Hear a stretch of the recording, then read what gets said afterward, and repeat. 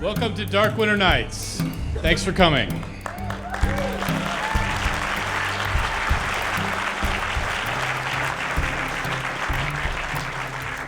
Tonight we have a mix of hilarious, sad, and amazing true stories from Alaska. In fact, one of you is going to be our storytellers tonight. What we need you to do is put your name on the form on the back of the program. You can fill out that form as much as you want to. If you want us to get in touch with you, if we don't pull your name, you can fill out the rest of the information, but we need at least your name. And give it to someone in a Dark Winter Nights t-shirt during intermission, or you can turn it in at the merchandise table. And we're gonna pull your name in the second half of the show, and we'll have an impromptu storyteller from the audience. Now, here are the rules. First, you have to put your own name down. I know what some of you are thinking. Second, the story has to be PG-13 or lower. I don't want to have any bad dreams tonight. It has to take place in Alaska, because those are where all the good stories happen anyway. Has to have happened to you. Has to be 15 minutes or less. Has to be a story and not a speech. We know that everybody else is wrong and you're right, and we're sorry about that, but we just don't want to hear about it tonight. So those are the rules. Please fill that out and turn that in during intermission. You could be up here in the second half. We're also going to be reading some of your Thanksgiving memories. I got a bunch of them up here already, but if you haven't filled out a little sheet giving us one of your favorite Thanksgiving memories, we'll be reading those throughout the night. I would like to thank, first of all, my employer, the University of Alaska Fairbanks Journalism Department, for making this event possible tonight. Yeah, thanks.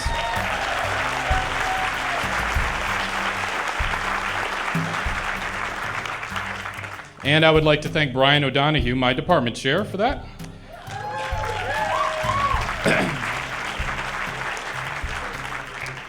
Our band tonight is Thought Trade with Emily Anderson.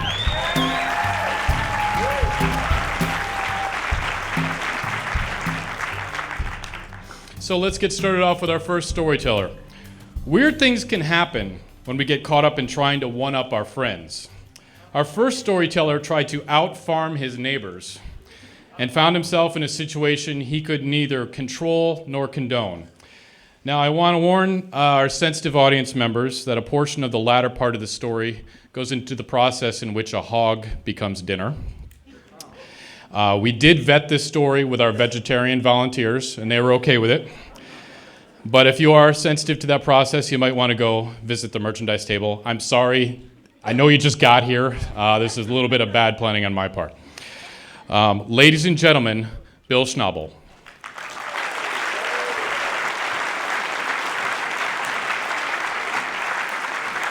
Thank you, Rob. There's nothing that makes a performer feel more confident than when the MC apologizes for the performance before it begins, so appreciate that.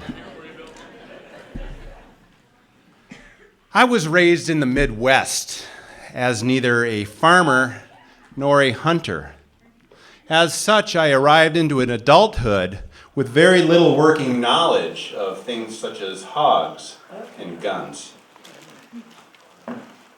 Winter 2010, my wife Cheryl and I are sitting around our log home on Moose Mountain having a dinner party with our friends. We have Kate and Kathy from next door, and Bill and Ann from down the road, Pete and Laura from up the hill, sitting around the wood stove. We're having one of those murder mystery dinner parties where someone is pre-selected as the murderer and you ask questions about who it is. And we got to talking about things other than just the murder mystery. We talked about the upcoming summer and the spring and gardening and who would have the best garden, who could grow the biggest cucumbers, things of that nature. And Kathy next door mentioned, I think this year we're going to raise chickens. We're going to feed the neighborhood. And I said, not to be outdone, I said, oh yeah, Kathy, we're going to raise hogs. One of the great things about Fairbanks, Alaska is the can-do spirit of its residents. If you want to mush dogs, all you need to do is work for a dog musher for a little while, get yourself a team, and pretty soon you're running the Iditarod. If you want to If you want to climb mountains, you drive south, you drive north. There's ranges both ways you can climb. If you want to build a house, you go to Spinards, get yourself some lumber, start hammering it together and see what comes up. And if you want to raise hogs, you slap together a fence in your backyard, make some phone calls, and you're a hog farmer. And that is exactly what we did. Over the course of that spring, we watched YouTube to learn how to raise hogs. We read books and things of that nature. And I asked my friend Luke and Emily if they would help me build a hog pen, and they did. We got electric fence and strung it around some trees. Then we built a house out of plywood and some metal we had sitting in the garage. And finally, I built a trough out of lumber, and we were ready to go.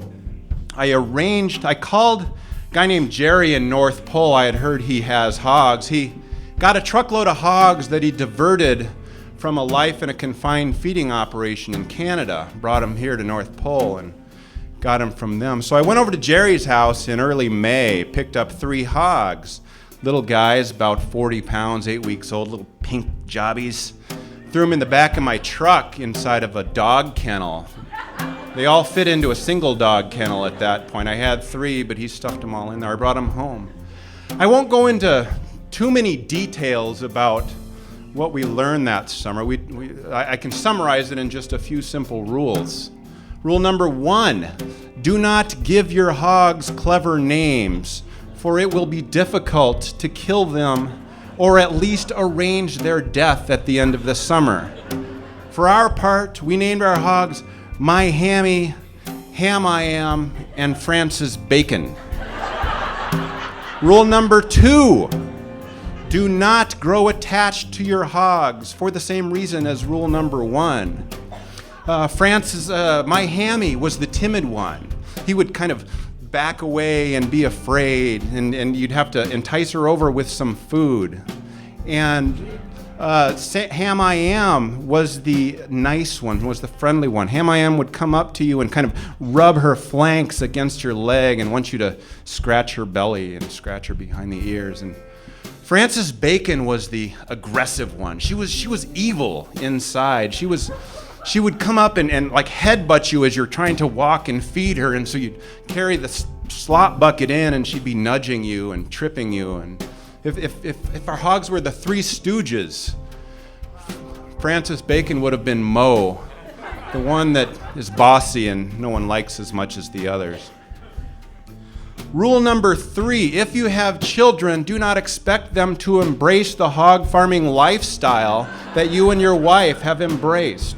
Our children turned out to be embarrassed by our hogs. They did not want their friends to know that we had hogs. And when we said, children, go out and slop the hogs like they do on Little House on the Prairie, they said, no, we will not do this. In fact, every morning, Cheryl would feed the hogs. Every afternoon, I would feed the hogs. But we loved them. We absolutely loved our hogs. Rule number 4, be careful what you feed your hogs. If you feed your hogs dry crushed barley obtained from a local source, the dry crushed barley going into the hog looks exactly like the dry crushed barley coming out of the hog. You have to soak it overnight, something about the enzymes being activated. And do not overfeed your hogs. The prime feeding weight, the prime slaughter weight for a hog of this variety is 200 to 220 pounds.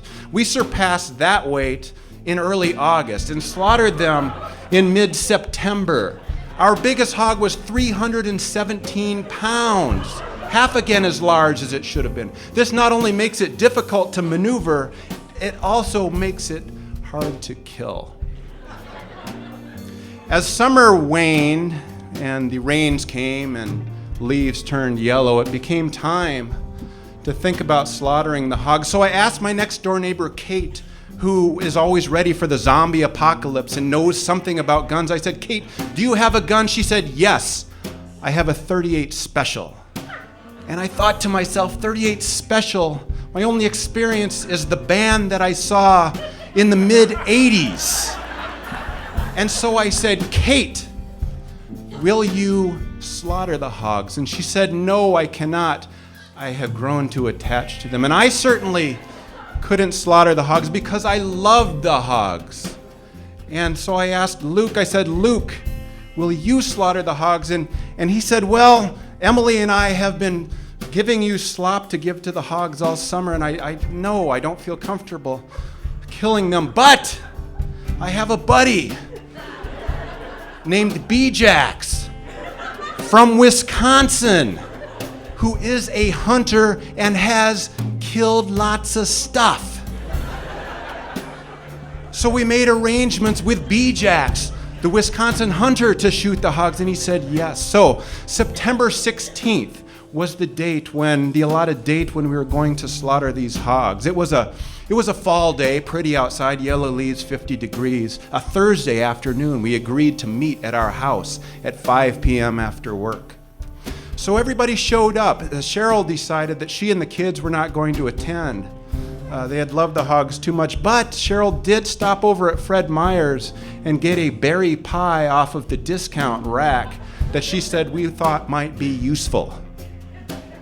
In attendance that night was me and Kate next door and Luke and B-Jax and Emily, 5 o'clock. And we made a plan for how we would do this and kind of took our places. So when the time came to slaughter the hogs, Luke and Kate and I walked back to the hog pen and pie in hand opened the door.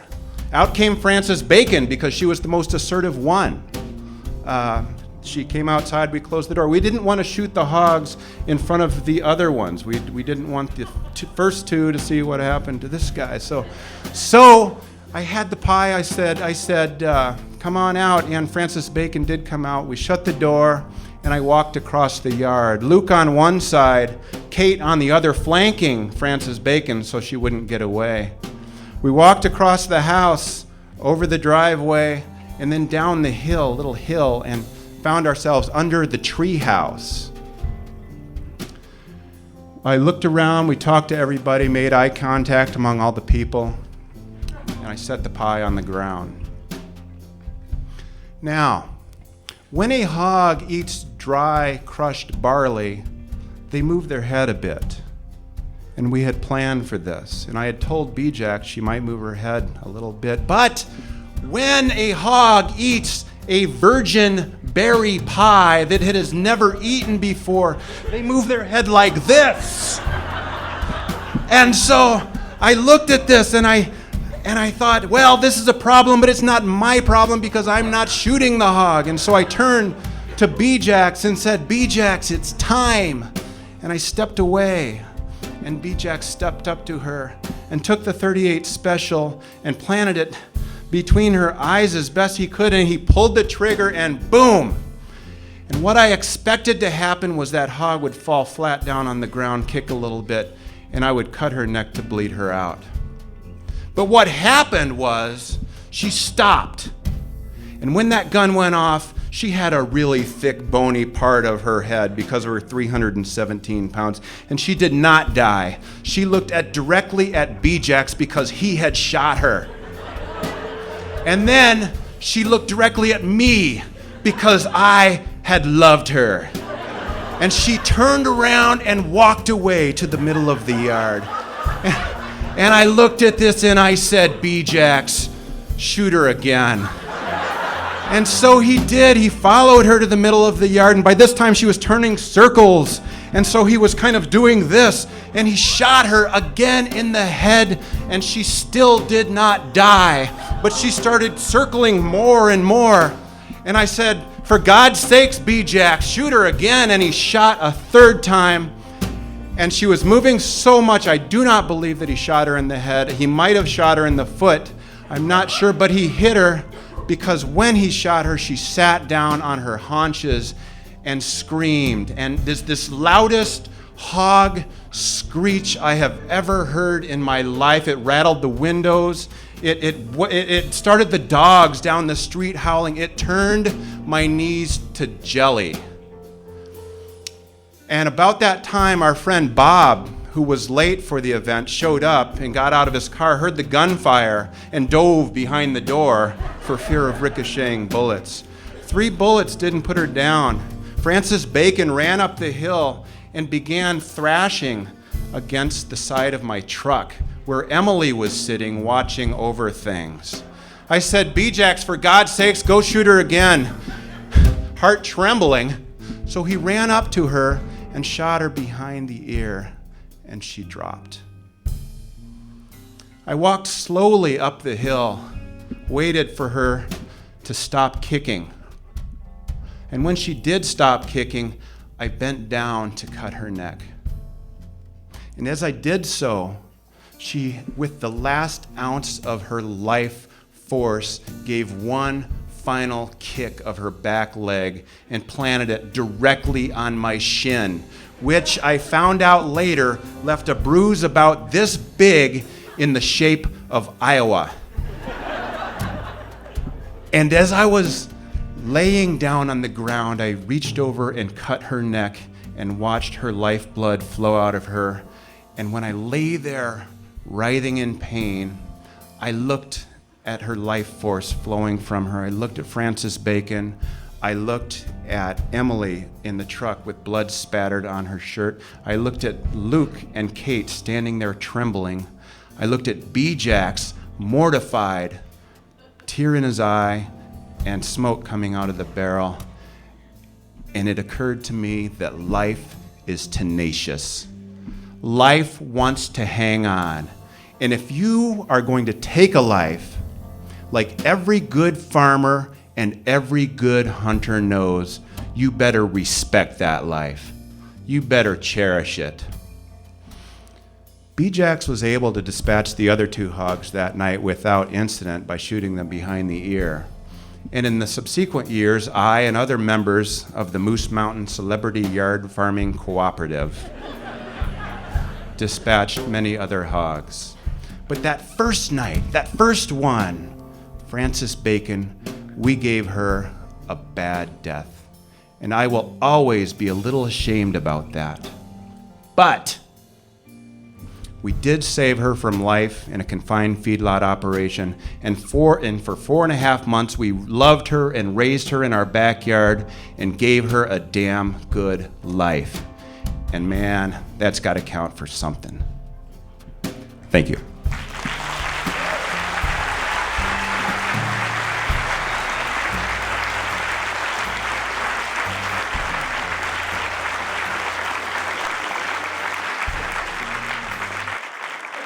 Thank you, Bill, for trusting us with a story that so honestly shares a moment of your life of which you are not very proud. And for teaching me a very important lesson. Always be suspicious if someone sets a berry pie down in front of you and backs away.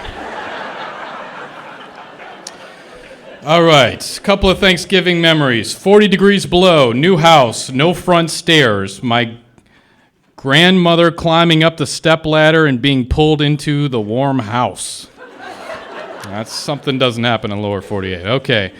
Playing charades with kids at Howard and Jerry's in the Goldstream Valley. And I moved to Alaska in 2003, and I didn't know a soul. People took me under their wings, watched over me, and brought me into their home on Thanksgiving 2013. Awesome stories. Okay, every once in a while here in Alaska, the wildlife up here butts into our lives and reminds us that we're living in the last frontier. Our next storyteller is going to share a story about what it's like to run with the pack. Ladies and gentlemen, Ray Smith.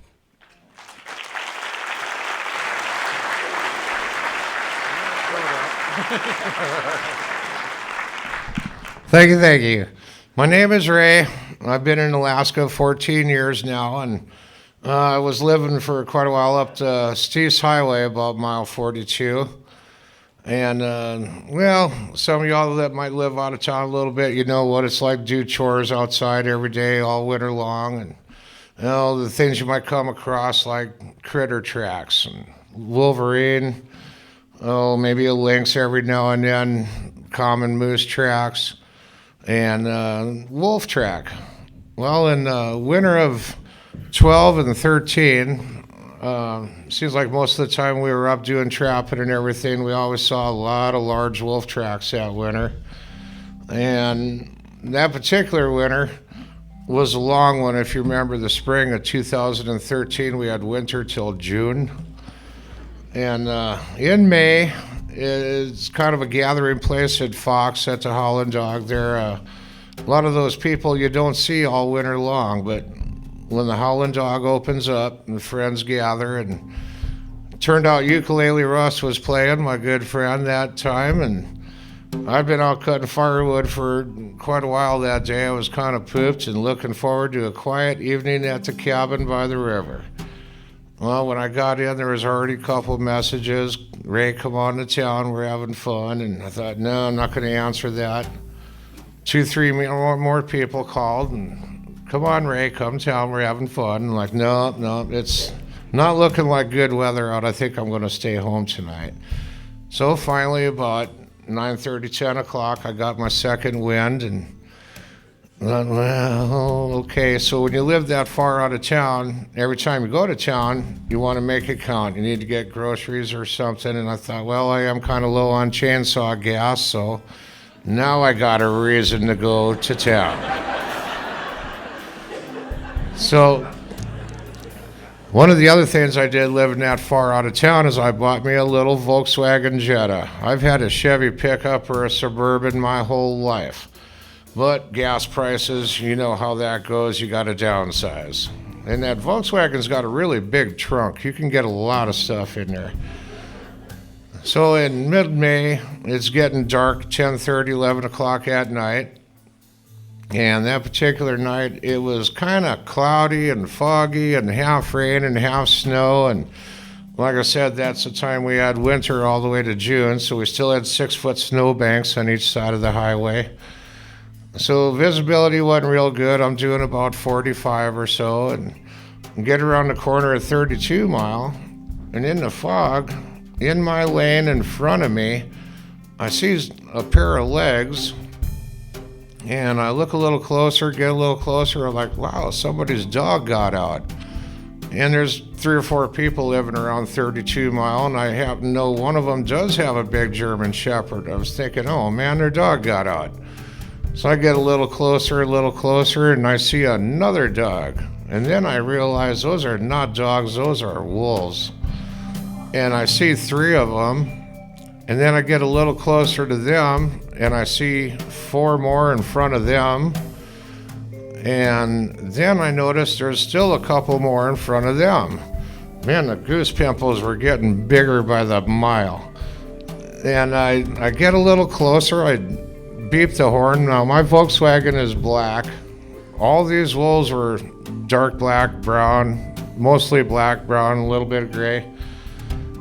And I get right up behind them and I tap the horn a little bit.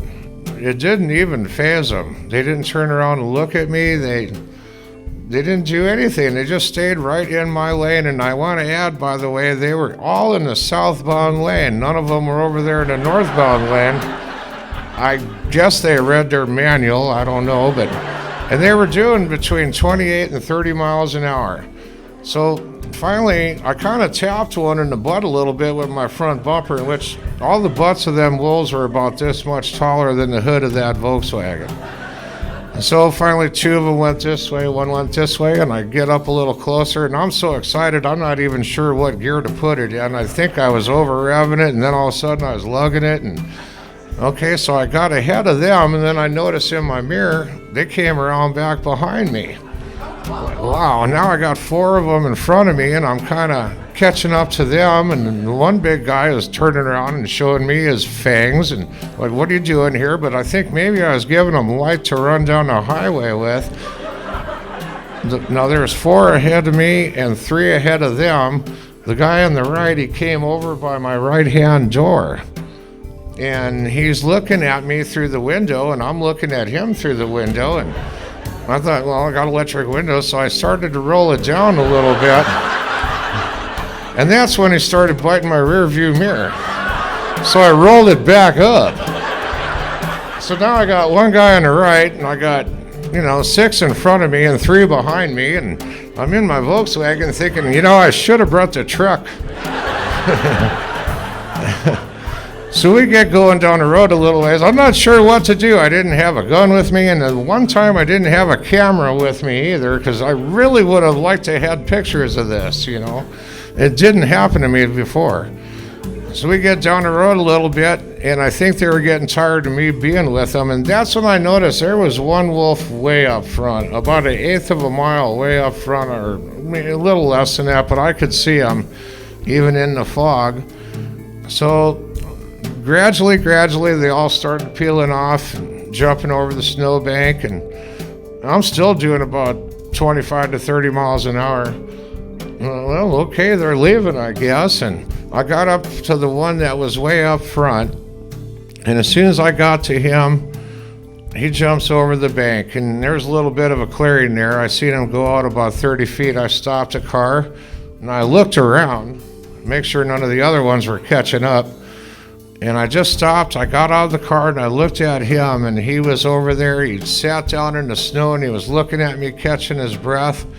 And then he did, and he stood up, and he kind of bowed. And then he ran off in the woods. And I'm looking around still, I don't see the other ones. I said, well, I guess I can go to town now.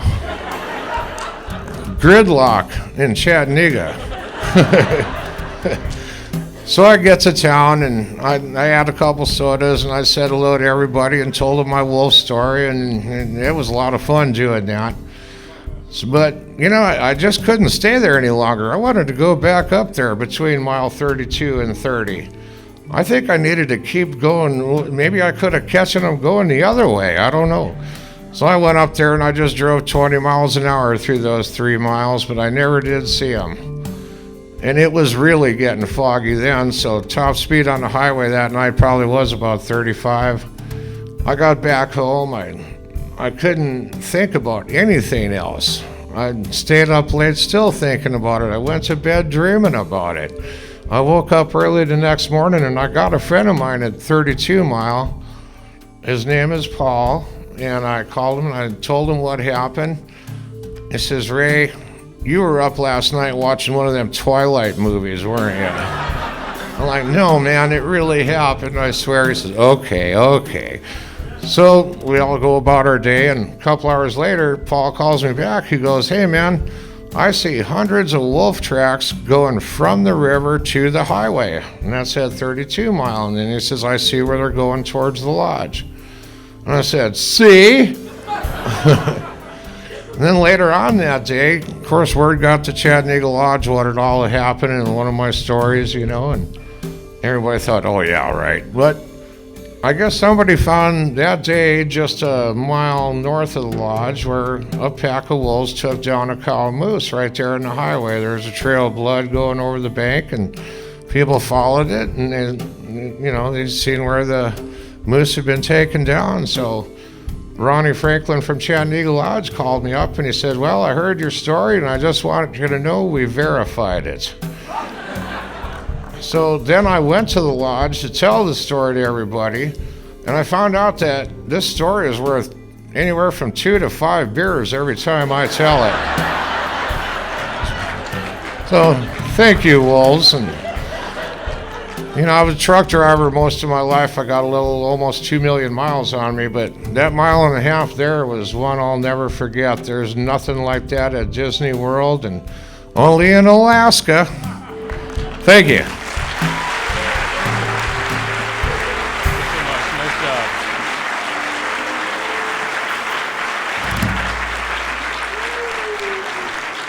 That's Ray Smith, everyone.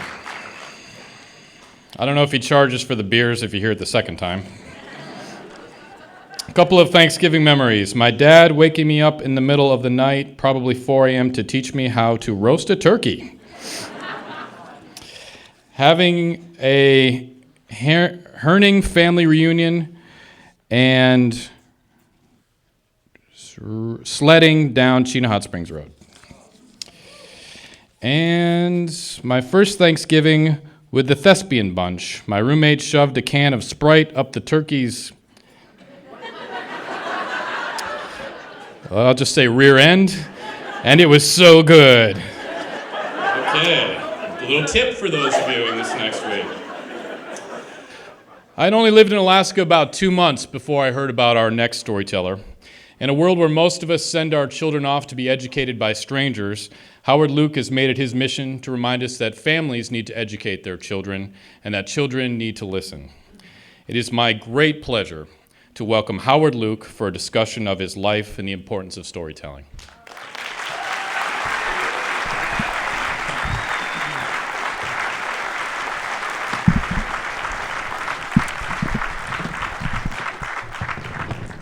Well, I thank you for inviting me to share with you, and this is what I do.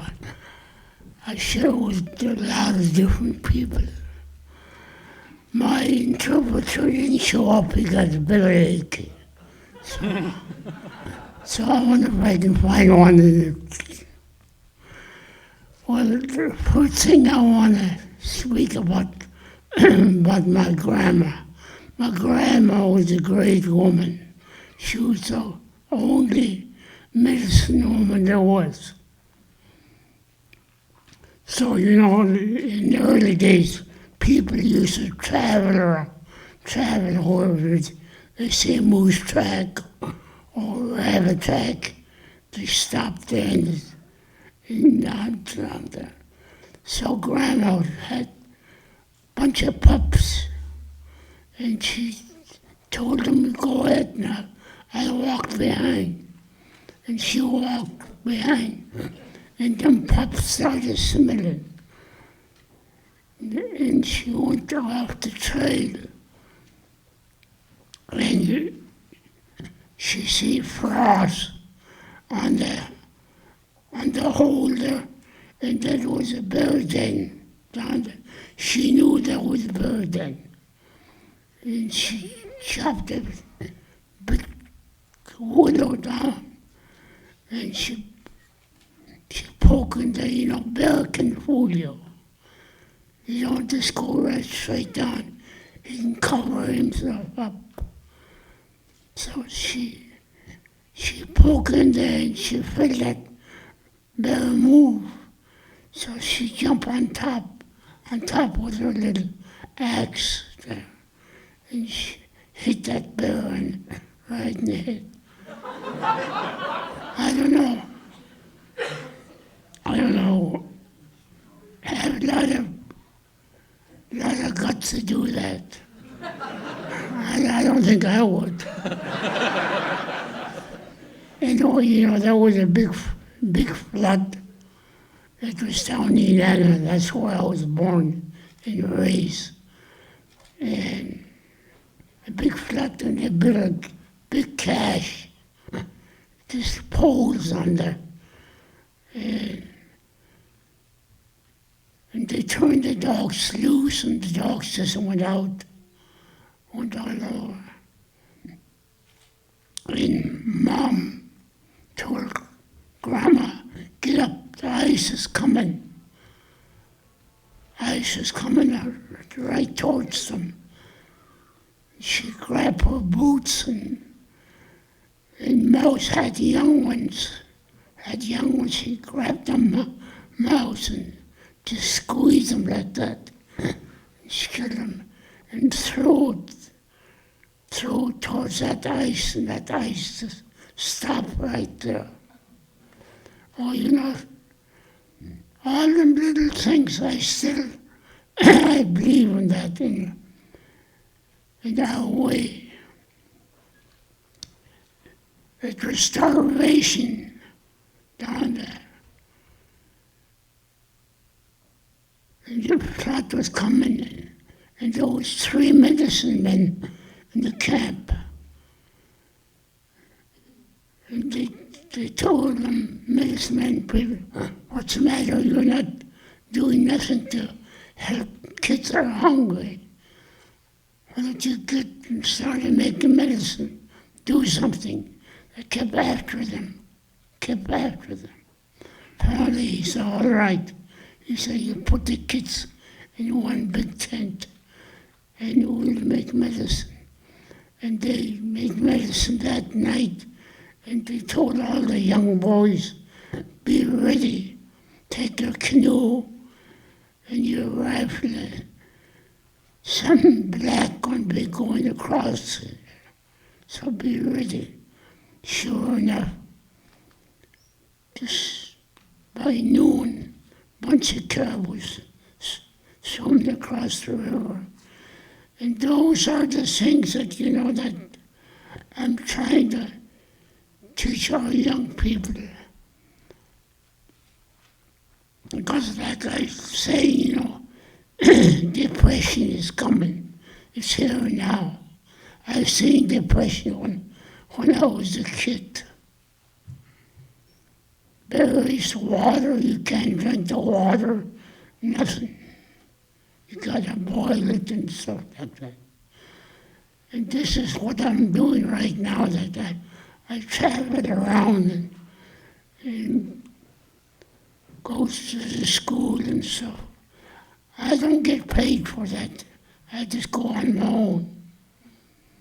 But they pay my plane fare and stuff. And I enjoy that because, I have, at the school down there, I have circle talk every Friday night, too. And I believe, that's what's happening right now because a lot of people commit suicide and stuff like that, and kids and stuff like that. Because, it gets bigger and bigger and we don't tell each other what's bothering us. So that's why I have circle talk. I make them come out what ails you and stuff like that. And they come out and they tell me about those things. So there is so much things, That's what I do for my living. I don't get paid for that. But my heart goes out for the kids. I don't care. My mother always tell me that no matter who they are, black or white or yellow, you sit down and you share with them. And that way it'll make you feel better yourself and make you stronger. See, right now I can't hardly walk, but I don't give up. I'm going to keep it going.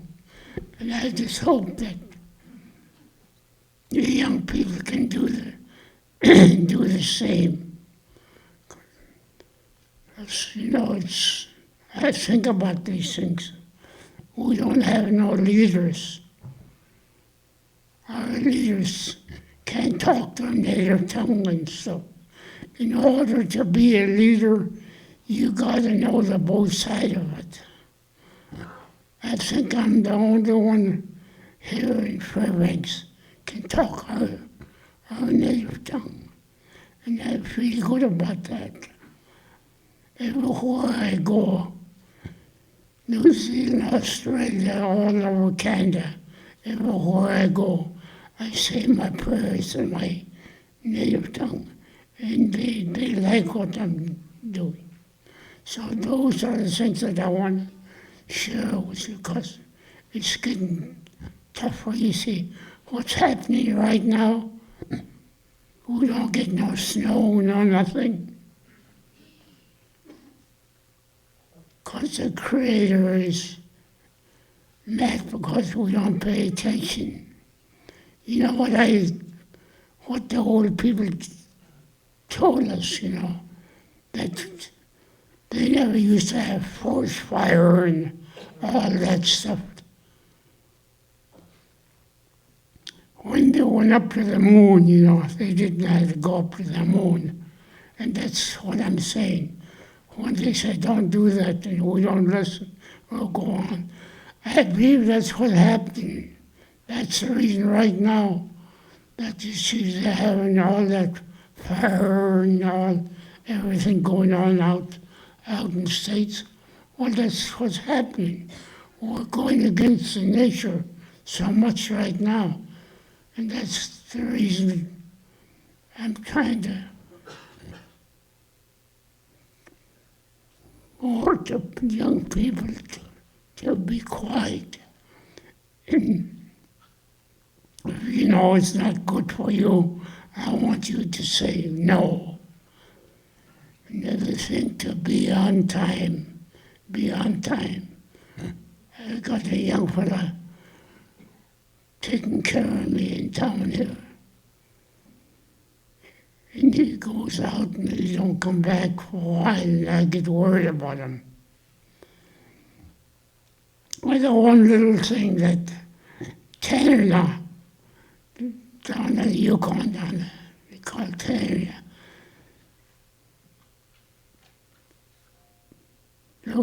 They stretched the wire, telegraph wire, and they had camp on it, Canada.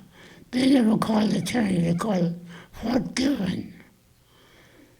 So this one, the cook, goes out to the village, and she was trying to teach him how to speak English, and he goes down there all the time, every day. So he got to know this old man, and he can speak English a little bit. So he went around there, and he had a cat, a red cat. And the old lady was setting snares, and she was going through her snare. And they make springs that, they don't have the snare. If you catch them, that rabbit is hanging like that. So she was going through the snares, and she got see this red rabbit with long tail on it. A long tail, and she got scared, and she poked it. So she went back and told the people, there's something devilish coming. So they all went back up there. They went back up to look at that red rabbit. They come back and they don't know what to do. So he went back up there, and the cook told him, my cat missing, he said. My cat is gone, he said. You see it? No, he said. And he didn't know what was that. So he went back down again, and he told him again. And there's some days they make moonshine, So they gave him cup of that white moonshine. And he was coming back to the village, and he was singing, and he was staggering just like that. Everybody got scared. They told him, what happened to you? He said, Konto means white water, And they couldn't get into him. Finally, he passed out. They made medicine for him. He threw up, and finally, they didn't know what to do with that cat, so they made a big fire, and they burned it up. That's red rabbit. So those are the things that, I'm trying to do right today. Not the red rabbit, though. But, we used to drive rabbits every once in a while. And those are the things I'm trying to bring back. Now they're saying that we have to cut that out, talking our native talk. But not me. I'm going to continue doing that.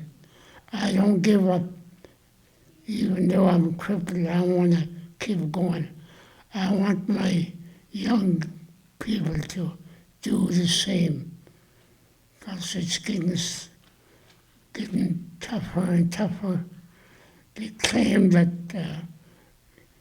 we're going to be running out of water, the glacier is going to all melt out, and it's happening. And that's what I'm saying right now, when they went up to the moon, And that's what did it. That's what happened. That's why right now today you see all the fire they're having and all those things. I'm superstitious now in a lot of ways. And I believe it's right too. Because we're going against nature so much, you know. You know, I didn't go to school hardly. I just went to second grade, and I lost my dad when I was really young. So my mother raised me up. So I was going to school from home. I walk home. And I seen a couple of old people cutting wood. And one of them was blind. And the old lady with the sawing, one on each end, they were sawing wood. So I stopped and I watched them, I looked at them, and it come to me that my mother always told me, never pass up the elders. If you see some gotta be done, if you wash your dishes or pat the water, it'll give her the health. And I believe right today that's what happened right now. That, you know, that I did something when I was young, and them old people give me their spirit, and that's what it is. So I never went to school for 2 days. So the lady came down from the mission and told Mom, what's the matter, your son never went to school for 2 days. And she said, I don't know, I'll talk to him tonight. So Mom never scolded me or nothing, always put me in a corner and put a blanket over me. And I have to sit there till I change my mind that I'm not going to do it again. So that night she blew the candle out and we sit down and she told me, now I want you to tell me the truth. What did you do? You lied to me. She said, now I ain't gonna take your hand. What she said, God ain't gonna take your hand. She said, you tell lies like that. So I told her that, and she never said nothing for a long time. She said, thank you, you did something right, she says. And those are the things, you know, that I want to carry on. Because I believe that, you know, that the parents is not telling their young kids these things to be ready, you know. I got a couple, one of them is here now, and she stays with me down there. And she's from New York. Now she knows what it is to be out there. And those are the things and there's another one that I taught how to talk our native talk, and she talks better than I do right today.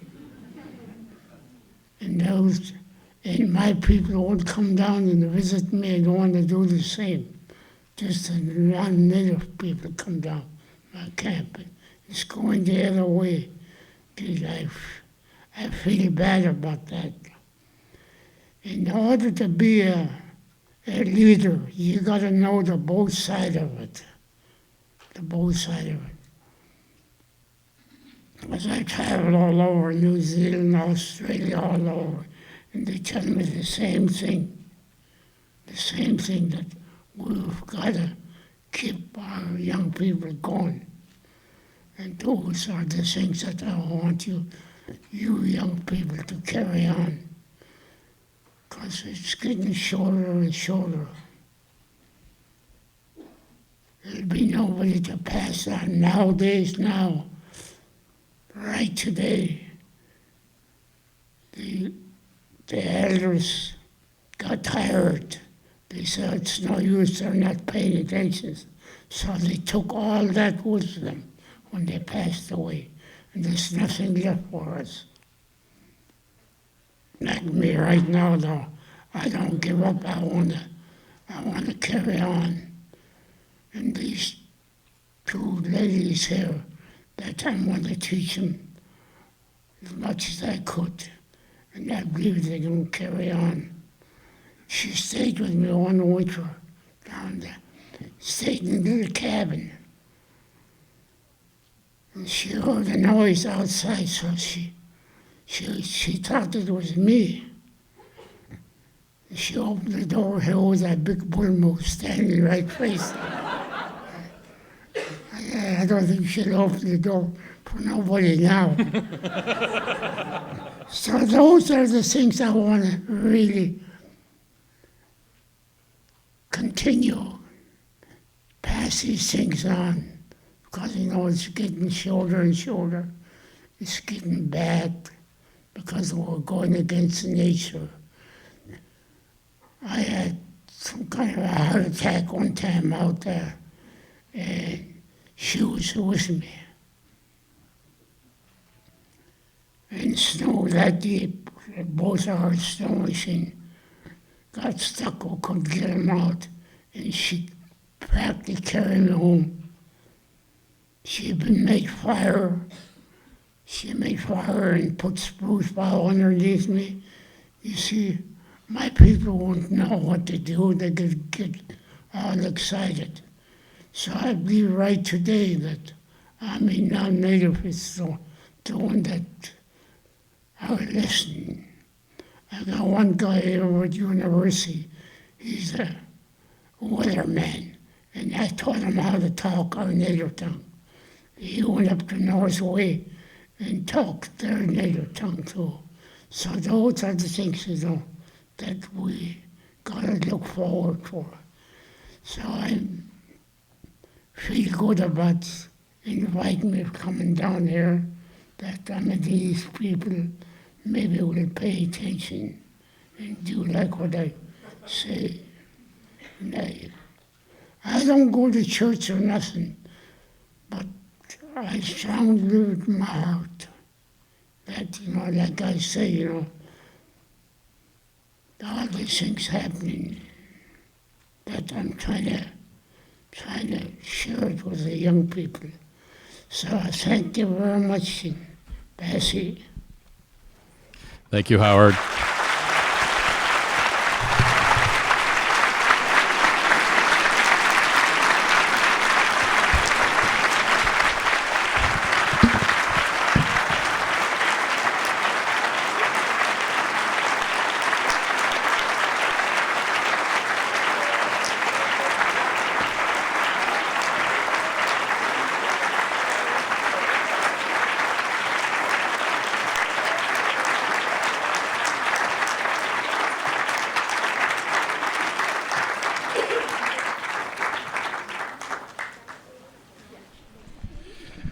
That's Howard Luke.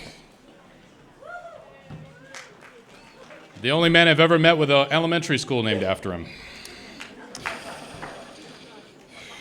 Okay, where are we at? Okay. Visitors to Alaska are often very confused about what life up here is like, and sometimes they have some really stupid questions. Mike O'Brien tells this story about tourists' uncanny desire to give him unsolicited advice. Ladies and gentlemen, Mike O'Brien.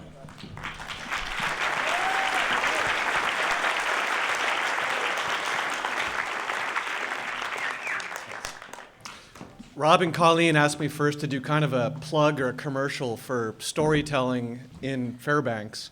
And obviously the turnout here tonight is fantastic for storytelling. So let's give ourselves a round of applause.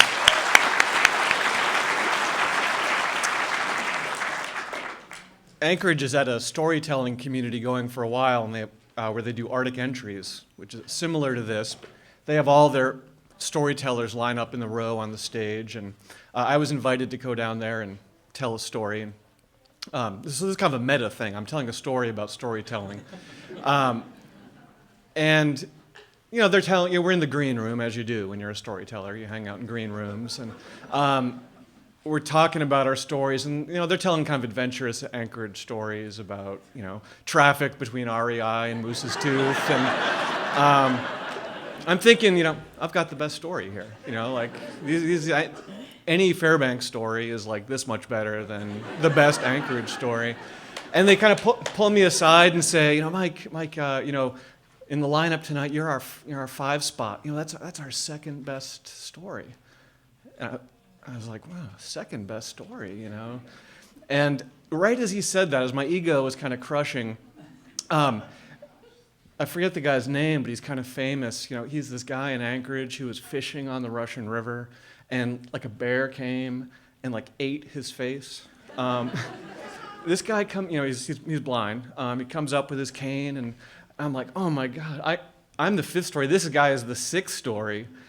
Everyone is going to be waiting for his story the whole time I'm on stage. So I got really nervous.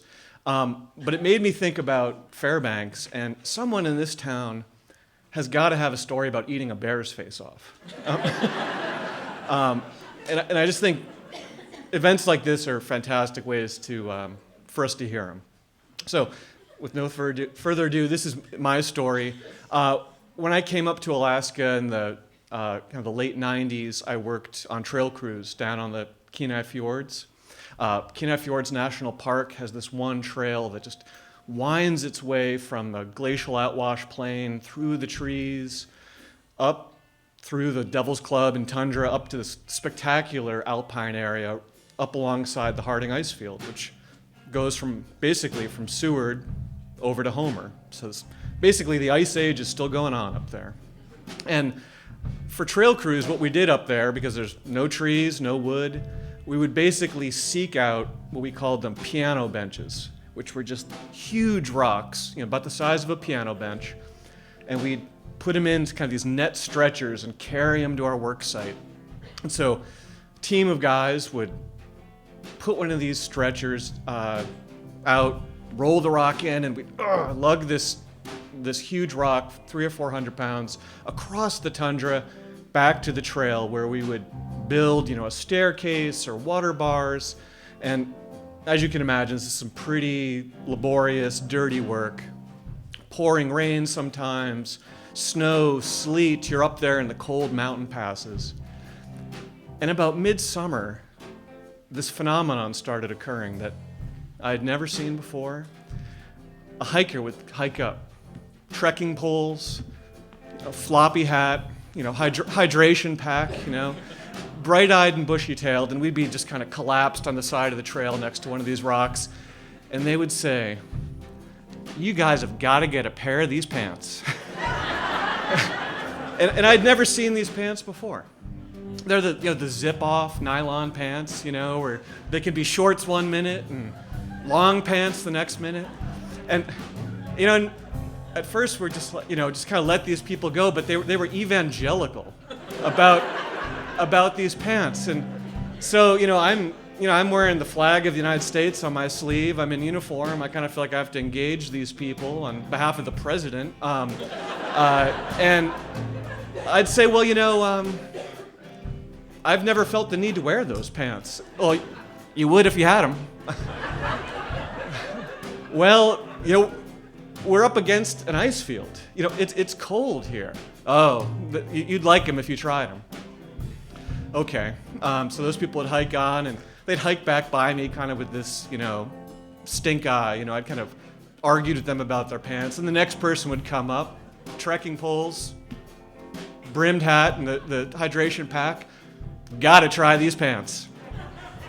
And I'd say, even if you wanted to wear shorts, you'd still have to sit down, unzip the pants, you might as well just put a pair of shorts on. You've never tried these pants, have you? And person after person would come through, and I would try and reason with them. Well, the nature of our work is we wear long underwear, and then Carhartts, and then chainsaw bibs, or rubber rain gear. Those are too light. Well, they breathe, So every time these people would meet up with us, we would I'd give them the argument why those weren't the pants. And after a while, after they'd kind of march back down after going up and enjoying nature's splendor up on the ice field, I would feel like I'd kind of ruined their trip. I'd like, here's this guy, on some org chart with the president somewhere, arguing with me about the best pants in the world. So after a while, I decided to take a completely change tactics altogether. And so someone would come up and we'd be just exhausted next to one of these big piano bench rocks, covered in dirt, wearing our Carhartts. And they'd say it, you gotta wear these pants. And I'd kind of bring them aside and I'd say, we wear those pants. But when it's hot, I mean hot, we don't take off the bottoms. We take off the tops. It's embarrassing because you're wearing them all wrong. People have this look in their eye, and the crotchless hiking gator was born. And the next person would come up and they'd give us the pants speech, and we'd say, yeah, but you're not wearing the suspenders. That's how you hold those up. The long, and they're like, well, if you're not wearing the tops, why do you wear the bottoms at all? Marmots. And the difference was, when people came hiking back down, it was like 2 thumbs up, Yeah. And they'd feel better. I'd say, yeah, no chafe. No chafe. No chafe at all. And I realized I've been trying to kind of educate these people into enjoying their pants and, or enjoying the national park and being right. And people just wanted to be right for whatever reason it could be. And we would sit back and they'd walk by with their spouse and look over their shoulder, double thumbs up, and we knew we'd done a good day's work.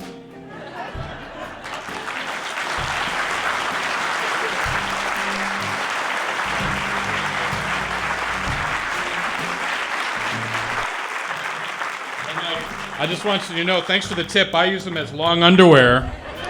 And you don't have the constriction up here. It's very free, but your legs are warm. And it actually works. I put it on as a joke, and I'm like, my calves are really warm and comfortable. I think you're actually onto something. Okay, Thanksgiving memories. Our first Thanksgiving at a coworker's house in Alaska. Flying to Ruby, then mushing dogs to El Dorado Creek and eating lynx with trappers in a remote cabin with no electricity. Paint a picture of that, Norman Rockwell.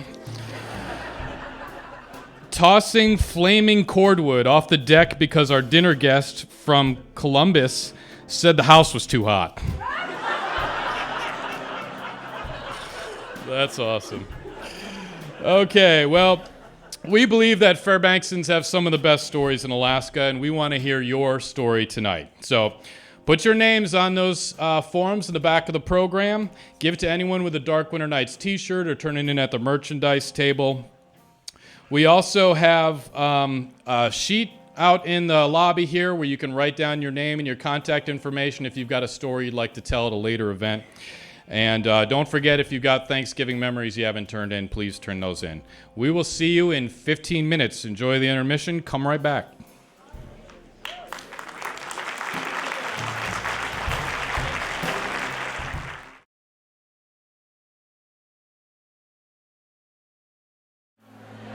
Welcome back, everyone. Thanks for coming back.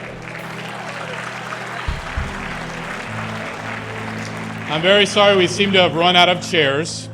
So if all of you in the middle could just put someone in your lap, that will make room for everyone. Little people, whatever. You know what I think would work really well right now? I'm really in the mood for a song by Thought Trade and Emily Anderson. Doesn't that sound nice? What are you guys going to play for us? This is an original called Box of Bones. Okay, Thought Trade and Emily Anderson, everyone.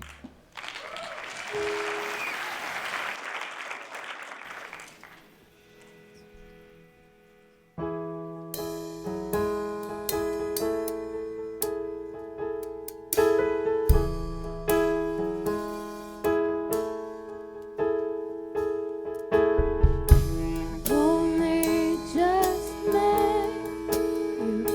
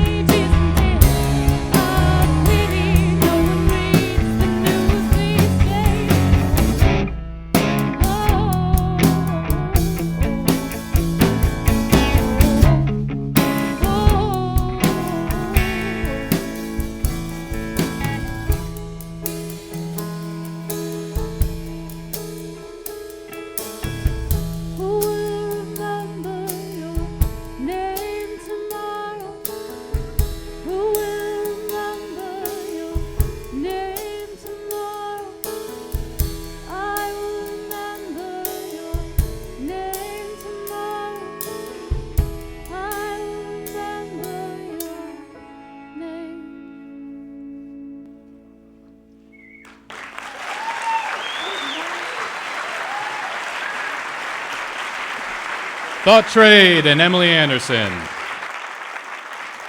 I gotta say, I'm feeling very proud to be a Fairbankson right now with the talent that we have in this town.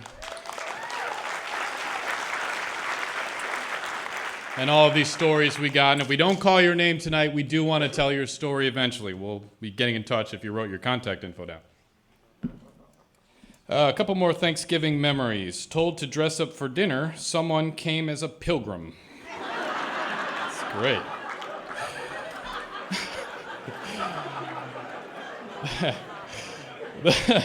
The further down the ski trail, the colder it gets. Never dress for a Thanksgiving Day ski with thoughts of hot cider, warm pie, and toasty kitchens in your head.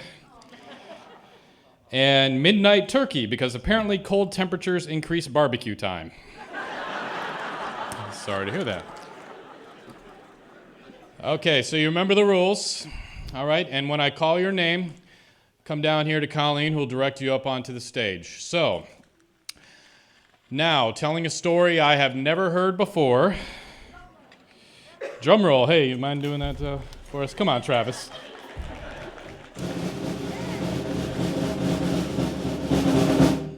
We got the Thanksgiving memories mixed in here. Serving turkey to Mongolian soldiers in Iraq, Alaska National Guard. That's very cool. That was worth it. Okay, I'm going to pick one that's clearly not a Thanksgiving memory. One more time. Kristin Timm. Come on down.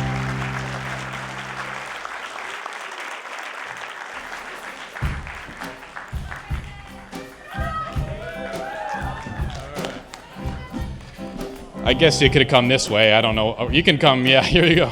Straight up. Thanks so much. Welcome. Hi. So first, I have to say that I'm a huge fan of stories, and so I'm glad that we're having this event in Fairbanks. So I wanted to tell a story about a sporting event that I participated in not too many years ago. And this was sort of something unexpected for me, just because I was never a very athletic kid. I was never really in any sports, and once I got to high school, I was actually a cheerleader because I didn't really want to be in any of the other sports because you had to run too long, or I wasn't really very coordinated. But when I got to Fairbanks, or when I got to Alaska, I should say, I became sort of instantly intrigued about a particular sporting event that we have here called Arctic Man. And not being a snow machining sort of redneck type, I wasn't really sure how to get into Arctic Man, but I was into skiing, and I met my husband, and we started snow machining, and I kept this sort of fascination with Arctic Man, and one day I started a job here in town. And I kind of knew all along that if I wanted to do Arctic Man, I had to find a woman that would tow me on her snow machine, and I would ski the race. And the first day of this particular job, I noticed that the woman showing me around, her name was Julie, she had a picture on her desk of her and her husband snow machining in the mountains. And I jokingly said to her, "Hey, you want to be my Arctic Man partner someday?" And a couple years later, we actually started talking about it a little bit more, and we're like, sure, why not? Maybe we should try this. And we went to the mountains together, and we brought the, I think it was actually her brother-in-law's water skiing tow rope, and hooked it up behind her snow machine and started driving around in the mountains. And I was like, this is actually really fun. And at that point, it was like, okay, maybe we can actually do this thing. And before long, we actually had sponsors lined up. Her sister-in-law graciously sponsored our team from an insurance company. It came closer and closer to the event, and we were practicing. We went out on the river, we managed to get up to about 60 miles an hour in our practice runs. And we were pretty proud of that. We knew we weren't going to win, but we were like, you know what? If we could just finish that race, not get seriously injured, it'll be great. So time came. It was Tuesday of Arctic Man week, and Arctic Man is on a Friday. And so we went down on Tuesday. We loaded up in her RV, and we went and got set up, got our camp set up, and started practicing. And so we had 3 days of practice where we ran different sections of the course. We never got to run the whole entire course before the race, but we had our opportunity to brush elbows with the stars. Julie was actually parked next to Todd Palin one day, and he says, "Hi, I'm Todd." So this was all very exciting. We sort of felt like amateurs, but we were there and we were really in the spirit of the race. And so the day before the race, we're getting ready to draw numbers and figure out the order of all the participants. And there was only 4 women's ski teams, and so I knew it was going to be 1 through 4. And we were also the first set of racers that were going to be out on the course. So we weren't really sure how this was going to go, and we're all, sitting around in a group of people. I think there was a National Geographic show or something that was being filmed. So we're all standing around, and it's time to draw numbers, and I go up to pick the number. I was the first one, and I reach in and pull out the number 1 with the camera in my face and say very loudly an expletive. and so the next day was the race, and naturally didn't sleep very well the night before. Got up the next morning, couldn't eat, couldn't do anything. Couldn't stop thinking about how crazy we were for actually trying to do this. And I believe we had to be up there around like 10 o'clock in the morning. And so the way that the race actually takes place is that the skier is driven to the top of this about 5,000 foot peak. And so my brother-in-law drove me up to the top of the peak. I was there. There were a few other random racers, maybe a race official by that time. I'm not sure if there were any there yet. And just stood there nervously. I had nothing else with me. There was no car to put your jacket in or anything like that. So waited for the race to get going. And Julie and I had made a pact before the race began that when we got to the towing section, we wouldn't go over 60 miles an hour. That was sort of what we agreed was a good speed. And if I did feel like we should go over, she would look back and I would nod my head and we would go faster. So the race begins, and I ski down the first section of the course, which it's about a 2-mile, just long straight stretch. It was actually beautiful. It was beautifully groomed, felt good. Got down to the bottom of the canyon, and this is where you meet up with your snow machine driver. And so, the handoff of the tow rope went fine. We're, going up into the next canyon in which you're going uphill. And so we go uphill, up through the canyon, and there was actually a speed limitation put on the course for that particular section this year because there wasn't very much snow. So we're going up the course, and we're going kind of slow, but things are feeling good. And then I knew at a certain point up ahead it was going to be the full speed section. And so we're going up, and we get into the full speed section, and things were getting real. And I was holding on, and I remember just focusing so hard on holding on, not catching my ski edge or anything. And Julie, being the really sweet person that she is and really great race partner, kept looking back and looking back.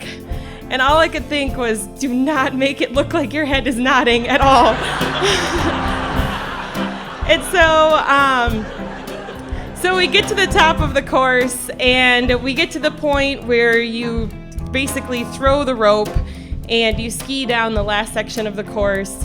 And I threw the rope, skied down the last section and, made it through the finish line, did not get seriously injured, which is great. And, got our time and was happy with it. It was like, okay, this is good. We were basically counting on one of the other teams crashing so that we'd be in the prize money. But the other 3 teams all made it down the course as well. So we waited for the finishing times to all come through and realized that we got 4th place, which, that was fine. We were happy. We made our goal. But, when I met up with Julie at the end of the race, she said, "Kristin, I think we probably went a little bit faster than 60. And I was like, okay, well, whatever. We'll see what we were clocked at and go from there. And so sure enough, we found out we were clocked at about 70. And I was like, Julie made the right decision. And and so that was the story of how, 2 girls who never really thought they could be athletic in any sort of sport managed to not only compete but finish Alaska's big sporting event.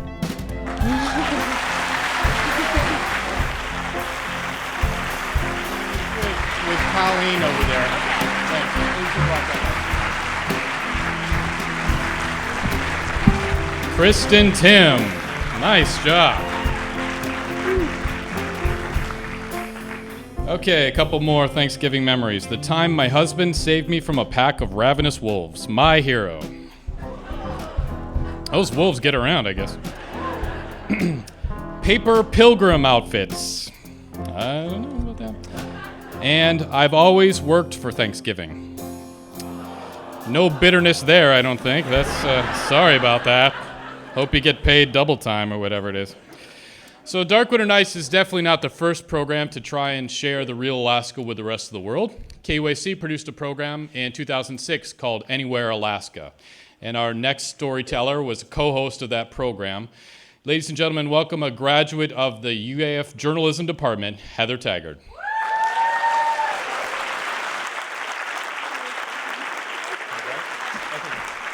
Yes, I did graduate. Thank you. Thank you guys all for coming out here tonight. It is so awesome because you could be at home watching TV, but you're here. And I love PBS and the radio programming as well as TV, and so it's just, I know you guys do too. I want to share some behind the scenes from Anywhere Alaska because it was such a blessing and a privilege to be a part of. There were a lot of people who tried out for the job of co-host, and believe me, it wasn't easy for me. I had to try out twice, and I want to tell you about that. So it was 2005, and in late 2004, the TV station KUAC decided that they were going to put on this travel show for Alaska, and it was put on by funding not only from the station, but also from grants from the Alaska tourism industry, as well as agriculture.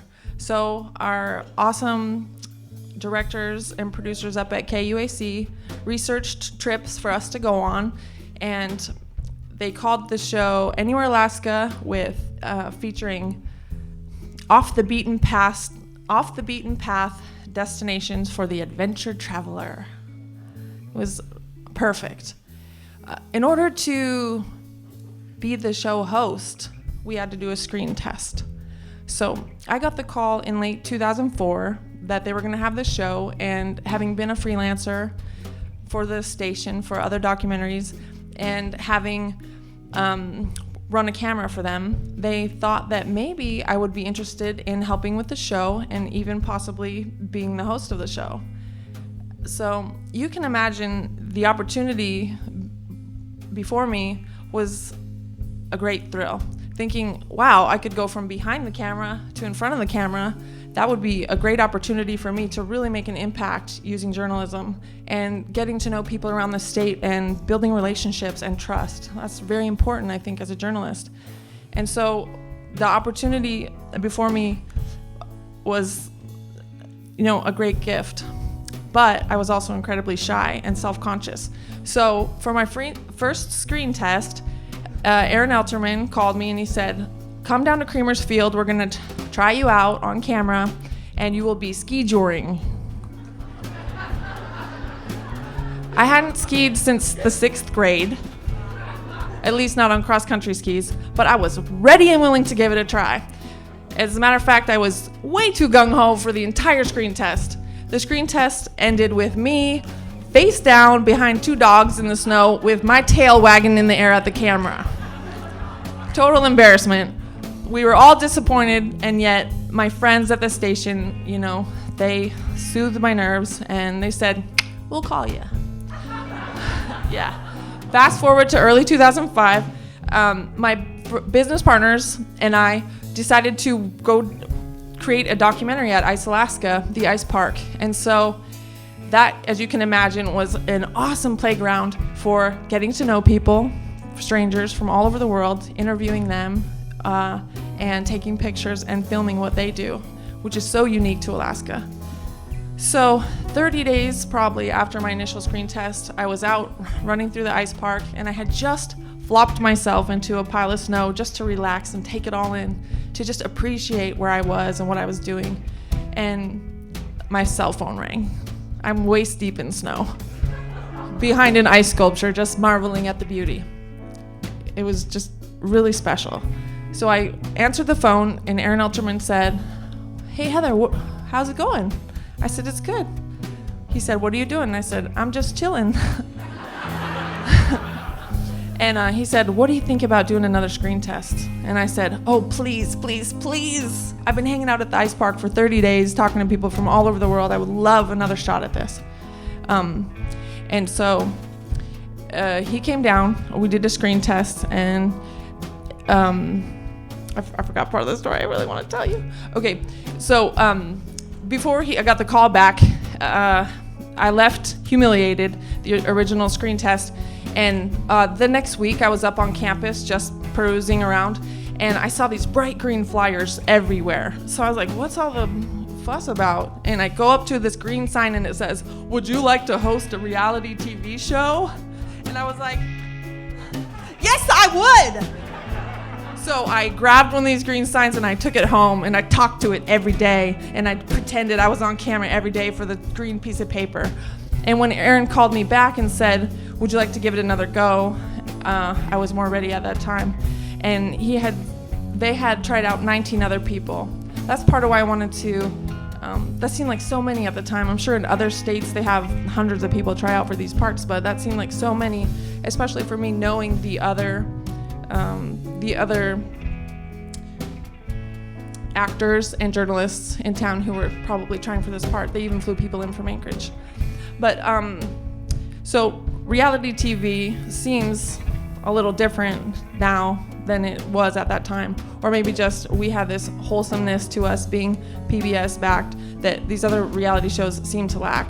For example, my friends that have been participating in these reality TV shows, I know for a fact they've been made to sign contracts that say the producer has the final say in what you will do and what you won't tell people about, the truth about what's going on. My contract said, "We're only going to pay you once, but this show can and will run indefinitely until the end of time." And it also said, "If you get hurt, it's not our fault." And I'm okay with that. So,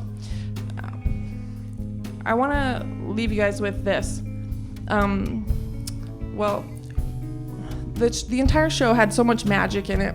Just like just now coming up here and the whole setup with the story about racing an Arctic Man. For the episodes that I was on, we went to Arctic Man and we went to Denali National Park. For our Arctic Man episode, we filmed, we had to focus on one racer. Sunny Prather was the women's snowboarding champion that year, so we focused on her. And then when we got down to, it was actually just awesome that she won. To have our cameras ready on her all the time, it just felt like, the luck of the draw. I mean, it was good. So when we went to Denali to film our second episode, we were just wondering how we're going to get this show started, how we're going to kick it off. And we had just pulled into Denali, and all of a sudden, this woman comes skateboarding behind 2 dogs in Denali National Park. And as if that's not cool enough, I'm like, oh my God, film that, Aaron, film that. He jumps out of the car, and it's sunny. So she kicked off our second episode. Our whole series was full of magic like that, which is why I get a little bit bent out of shape when I see these producers coming into Alaska with all this money, throwing their money around and making stuff up when there's so much real reality to accept and love and enjoy and share as we are tonight with all these storytelling stories.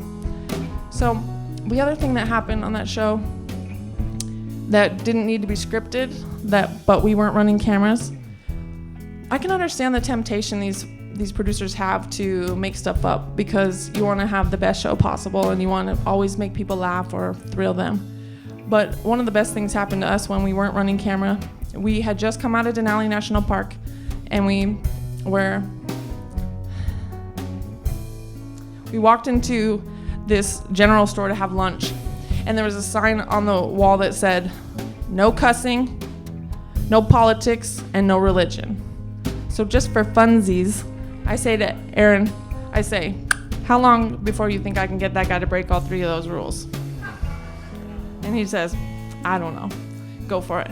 So when the guy came back to take our order for lunch, I say, so where are you from? And he says, I'm from Indiana, middle of the Bible Belt, effing Republicans.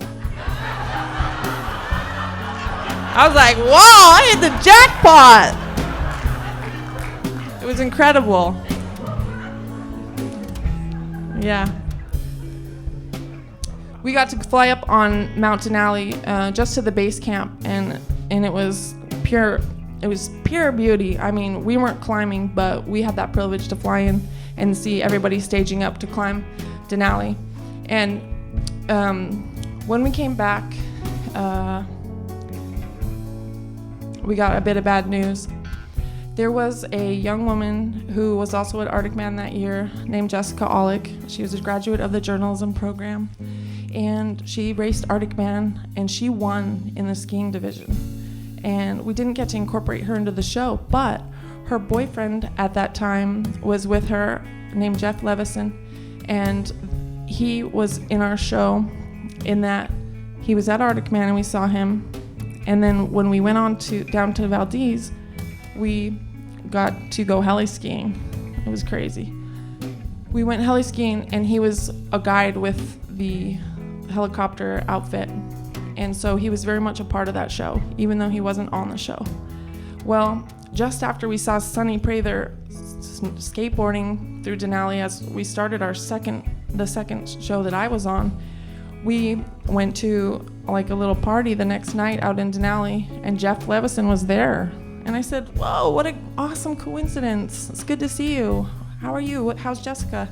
And he said, she's great. She's climbing Mount Logan right now for the second time. She was the youngest person ever to summit it at age 17, and now she's climbing it again. And it's in Canada. I'm not certain where. So it was just really cool that they were somehow woven into our next show. But when we came back from Denali the next, a week later, at the end of our show, we were eating breakfast at the Talkeetna Roadhouse, and we read in the paper that she had been lost in the avalanche while we were out filming the show. And it was really heartbreaking to lose a young woman like that. And it really hit home for me because I was just beginning my adventurous life of, trying to get out in the mountains. And I was a photojournalist just like her. And she was lost that easily. I guess I want to leave you guys with this, is that we all know people who are a part of these new TV shows, and it's fun that they get the attention and the experience, and some of them are making good money at it too. But the most important thing as we go through life is to keep it real, the love and the storytelling. And that's why I thank you all for coming out tonight, and thank Rob for putting this whole event on. And that's it.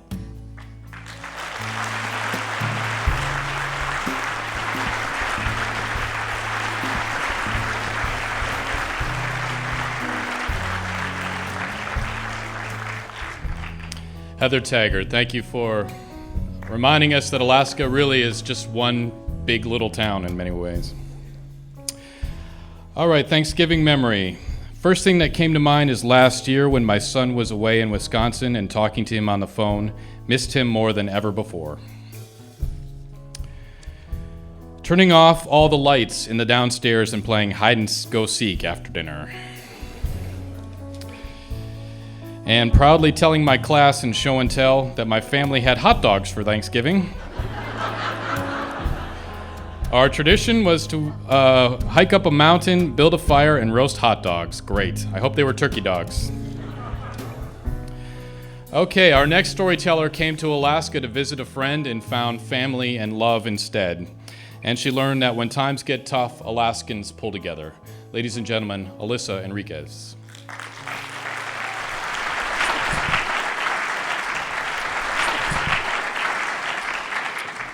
So it started with a boy. It always starts with a boy. We met online in 2007, a long, long time ago. And it kind of came full circle in 2012 when he came to San Francisco to visit me for about 3 weeks. And I decided to reciprocate, and he extended an invitation to come up to Nome. And I said, sure.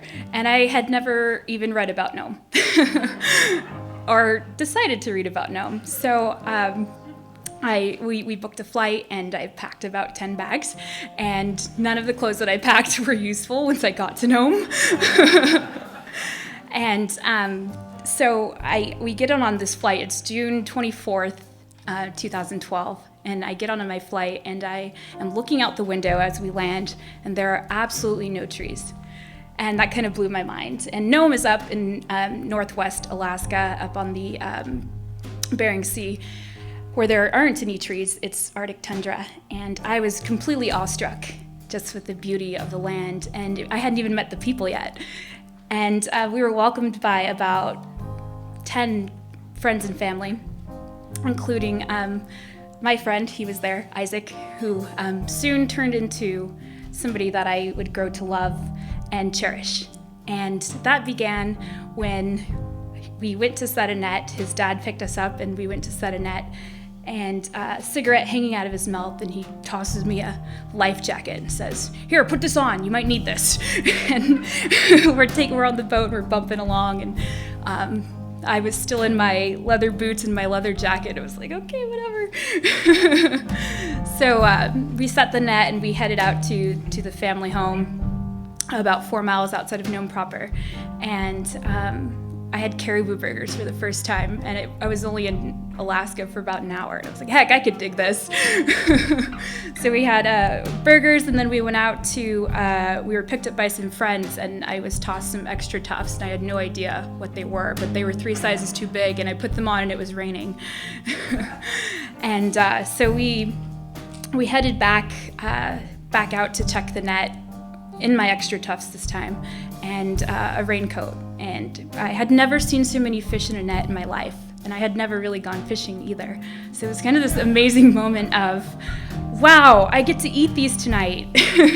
We came home and we fried them up, and that was the moment I thought that I could really, really enjoy living in Alaska. So the one stipulation of me coming to Nome was actually that I would also get a job. And boy, did I get a job. I ended up on the island of Little Diomede, leveling the island. Well, the high school, it was sliding into the ocean, and we jacked it up. I sat with a hydraulic jack for about 12 hours doing this.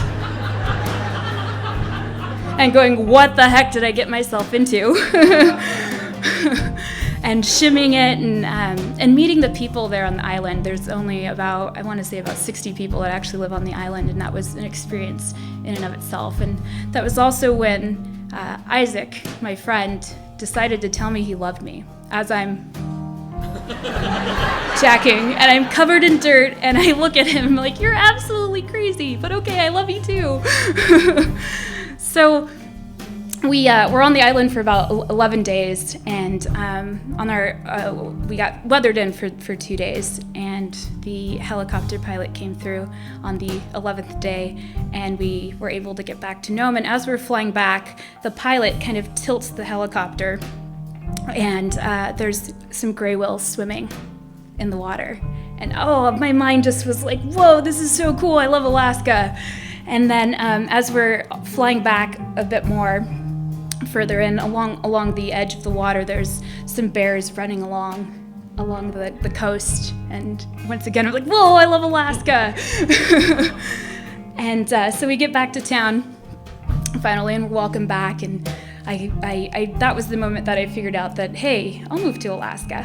So I made a decision that day. I didn't really tell anybody, but I made that decision that day that I was going to move to Alaska, and decided to tell Isaac and his family, like, hey, I think I might want to move to Alaska, and we agreed, okay, cool. So then I had to call my parents and tell them I was moving to Alaska.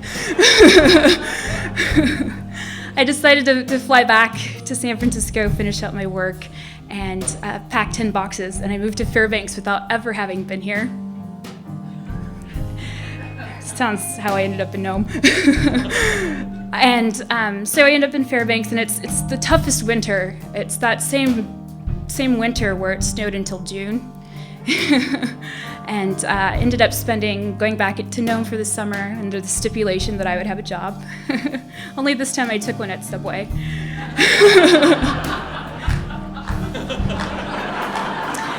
So I took a day off one day, and we went fishing. We canoed down the Pilgrim River, and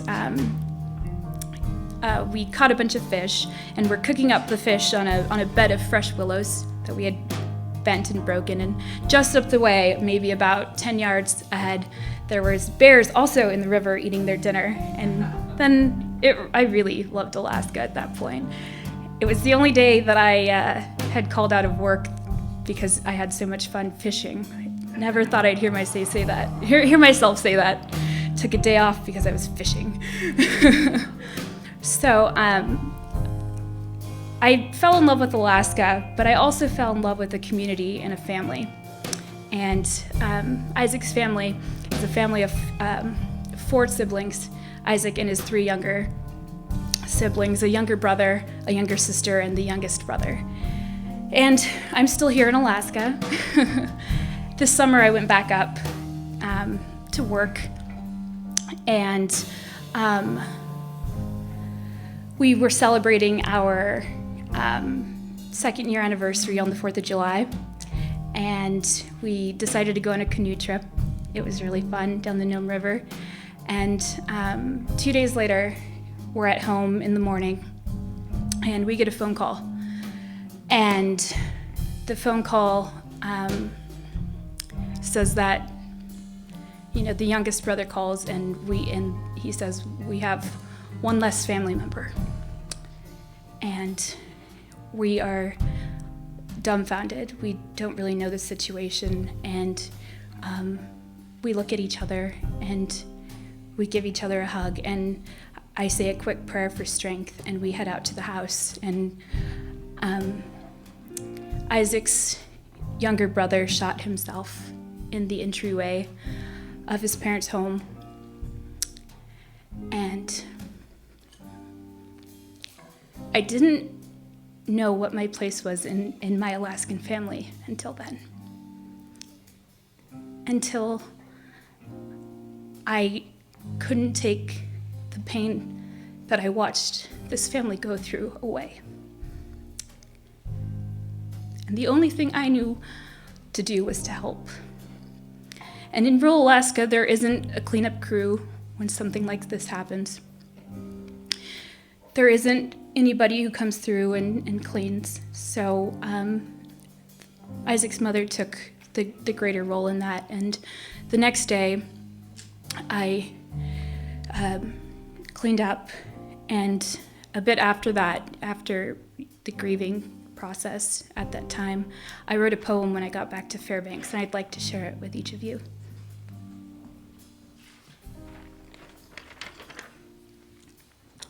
Birdshot. The sound of birdshot rolling across the blood-stained wood floor, refuses to leave my memory. Metallic iron scent lingering, even after 2 coats of Kills paint. Oppressive summer sun, so foreign to this land, beads of sweat as my hands rhythmically scrub away bits of a person I once knew and cared for. 10 hours, and I still can't bring myself to stop scrubbing. I leave only to scream, to cry, to let it sink in. I sink into the late evening dew-soaked earth. My knees are dirty, and my hands knowing the only thing that feels safe is to help. I ask, "Did you have enough to eat? Here, I'll make you a sandwich." Strangers hug, awkward words escaping while the whispers swirl. Was it intentional, they ask me, but I am numb. I don't know, I plead with my eyes, and I shrug. I barricade myself in memories, not my own. And the sound of the scanner and the scent of old photographs is hopeful. I smile and laugh until I'm crying. His father stands silently behind me and places a warm hand on my shoulder, but I cannot turn around. I do not have adequate words to express that I'm sorry, because sorry is not sufficient. The sniffles say enough, and finally I turn around, but he's gone. And there beside me sits a picture, a successful hunt. Pride on his face, and Amos is nearly 11. And I hear the sound of birdshot rolling across the bloodstained floor. Thank you.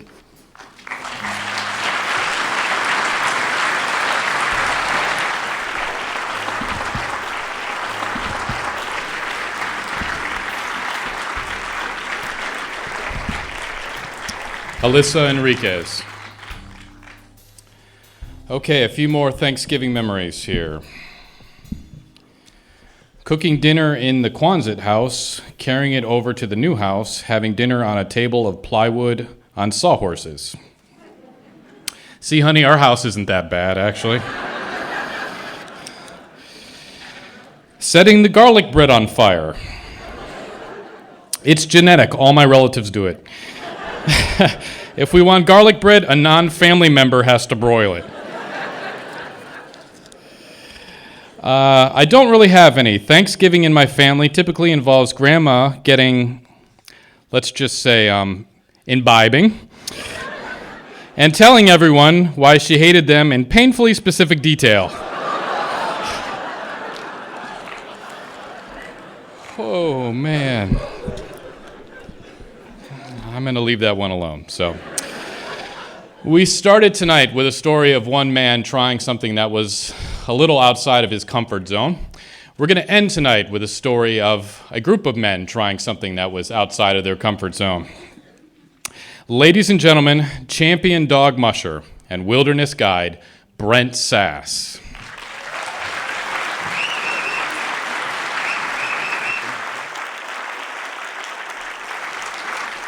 All right. Thanks a lot, Rob, for champion. Wow, that's a big word. I got to live up to that now. Thanks a lot for having us. When I first said I'd come do this, Rob said, just tell your favorite story.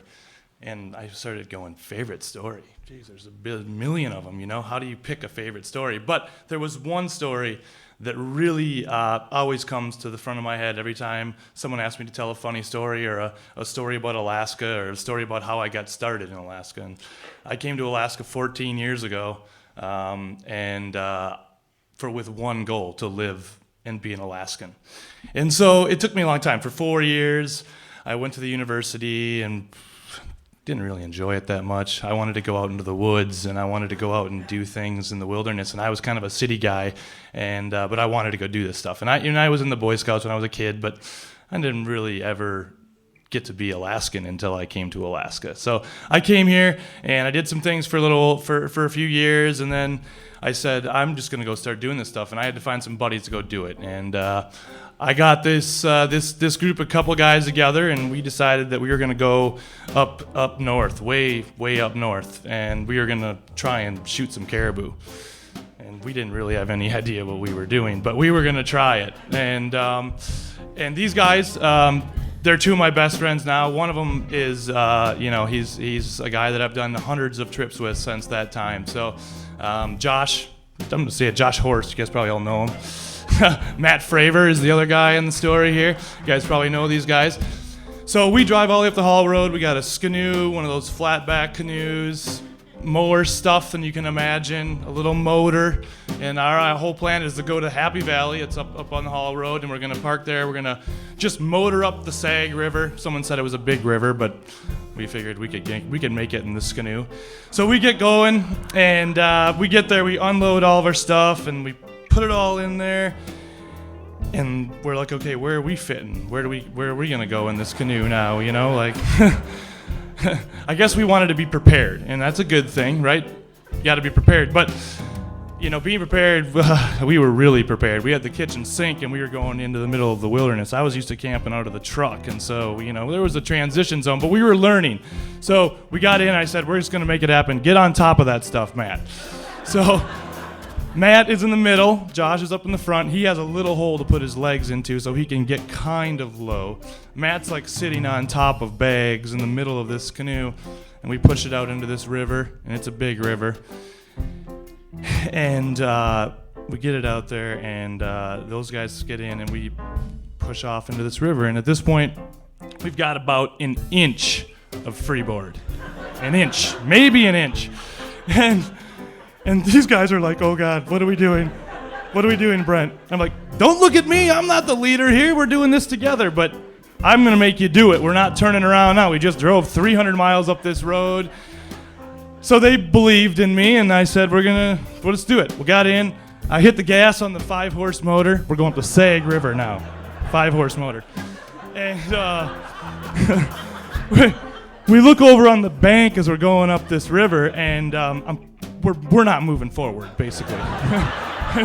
It's the current is too much, and we got too much, and these guys are like, what are we doing? What are we doing? Like they're bracing, because if they move in one way or the other, we're going in the river, and you've never heard from Brent, Josh, or Matt ever again, because we were done. So plan B had to come up real fast. We were not going to give up. So we picked a spot to go over. It's kind of a cut bank on the shore, so we motor over there.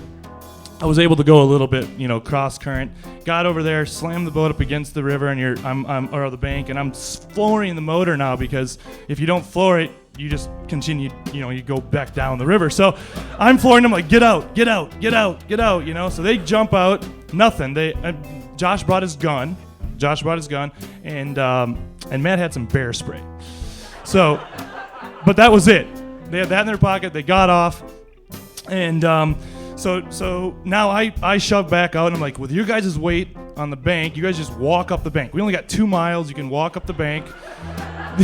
The idea was we were going to motor up this river and then line the canoe another 5 miles up some other river in order to shoot some caribou and then come back down. So I figured they can walk the 2 miles. I'll get in the river, and we'll be able to start making some good tracks. So I push back out in the river, and we're all joyous, and I'm making a little bit of progress. The bank they're walking much faster than I'm going, but we're making progress. So I'm excited. They're excited.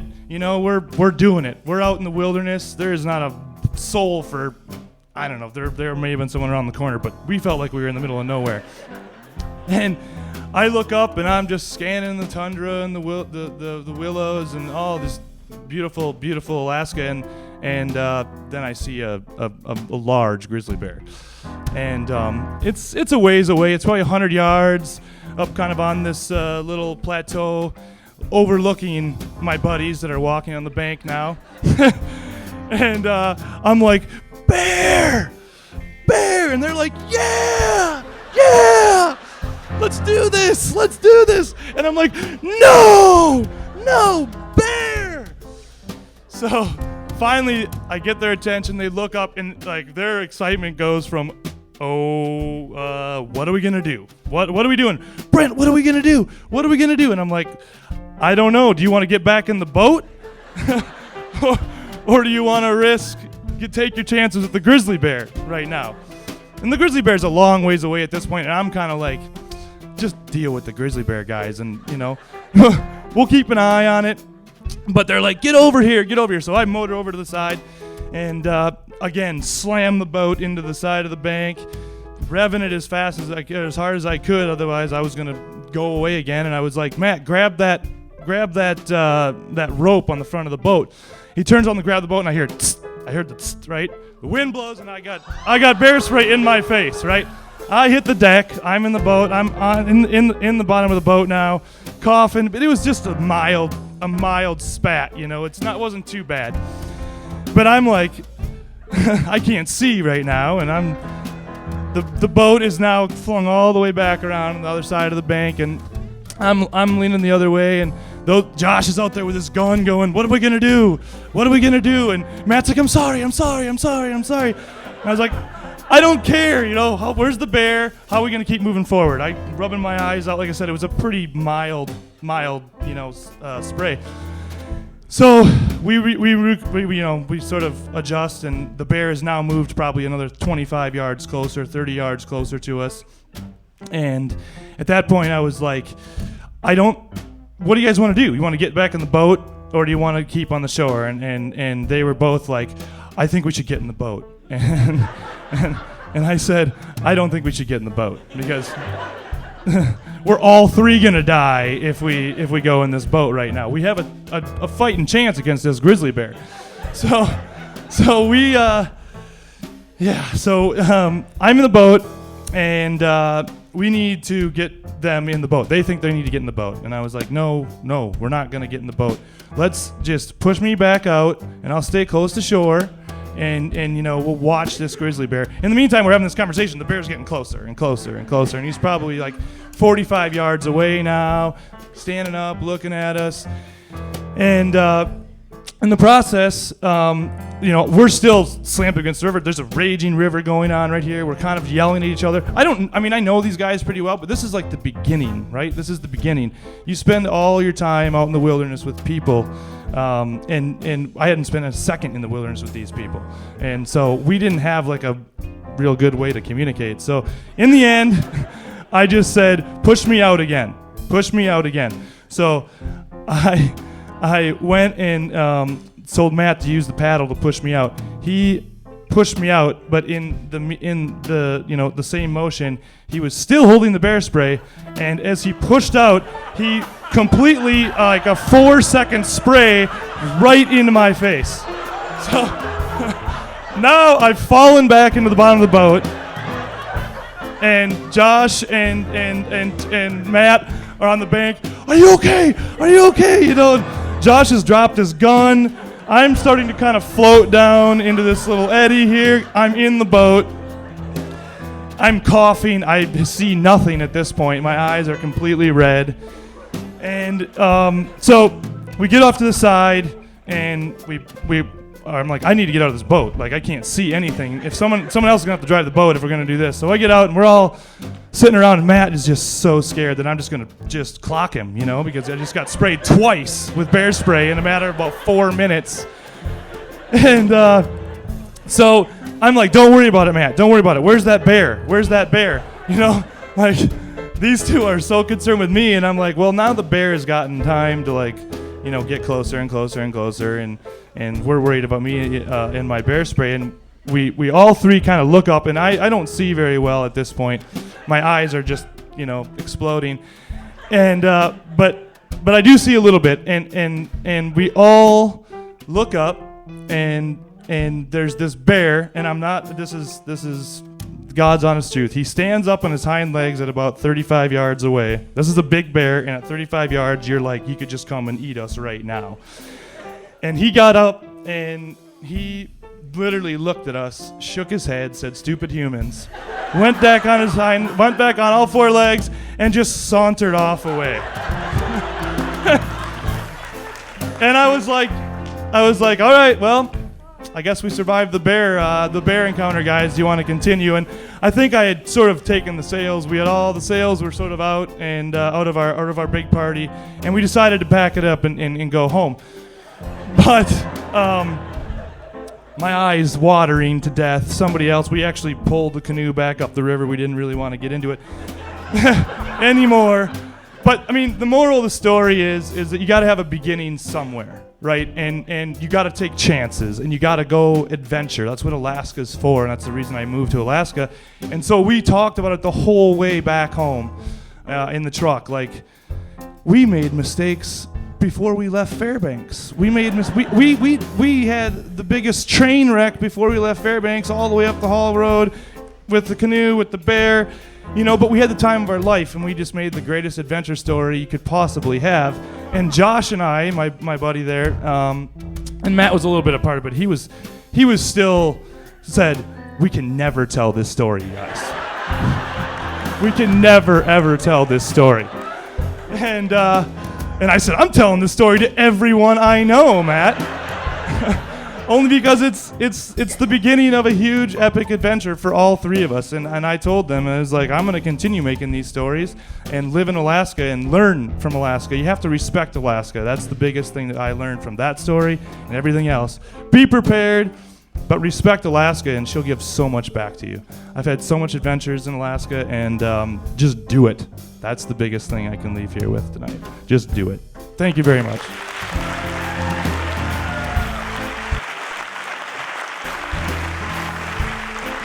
Brent Sass. My money's on Brent Sass as the next Quest champion. We'll see if he can pull it off. I do want to say, Brent, I'm going to pass on the canoe trip. I'm allergic to bear spray. So, thank you all for coming tonight. Thank you for supporting Alaska storytelling. With your help, we can share the real Alaska with the rest of the world. What can you do? Well, my order here, in no particular order, visit the merchandise table. We have DVDs and CDs of last April's event. If you missed our first event, we have pre-orders of this event on DVD and CD. Make a great gift for folks outside. You can share the real Alaska with your friends outside. We also have bumper stickers, which I guess I would pay you to put on your car, but we can talk about that.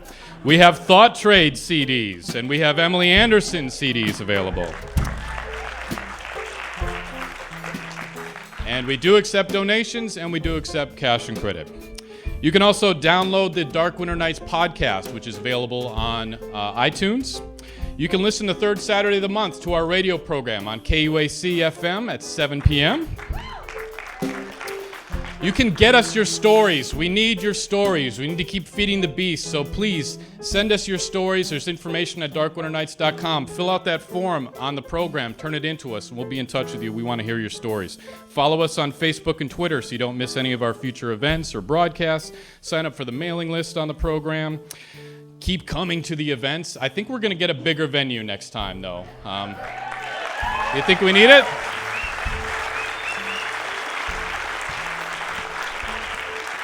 And you can join our team if you'd like to help make Dark Winter Nights possible. We would love to have your support. I've assembled an incredible volunteer crew who are just as good as any professionals out there. I'm extremely proud of them.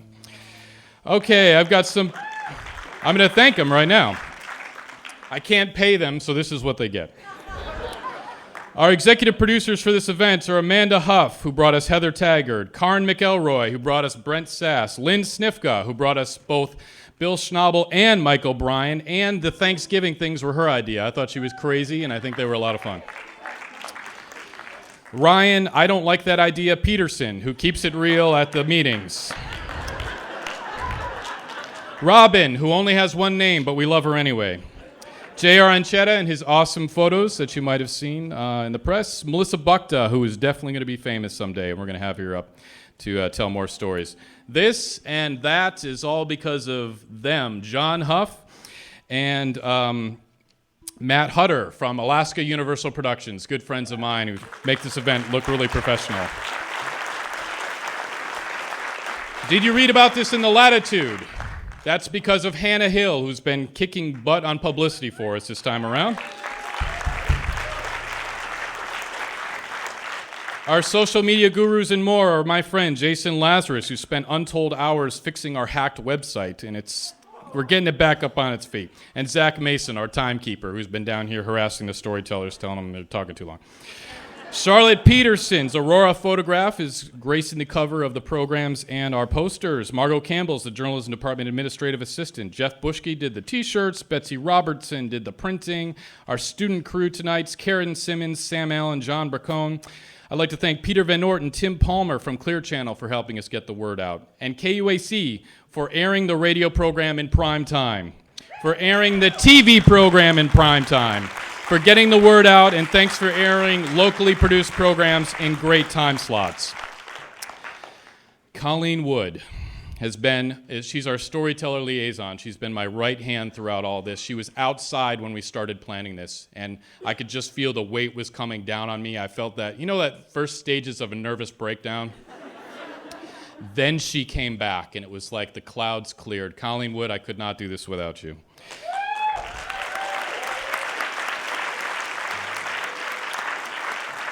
I want to thank again the UAF Journalism Department, who helps cover a number of our costs in this event, and Brian O'Donohue, who loved this idea from the start. Thank you for paying me to do what I love to do. And thank you, Thought Trade and Emily Anderson. Oh my goodness. Thought Trade is Travis Burrows on drums, Dan Oppengorth on guitar, Patrick Mayu on guitar, and the lovely and talented Emily Anderson.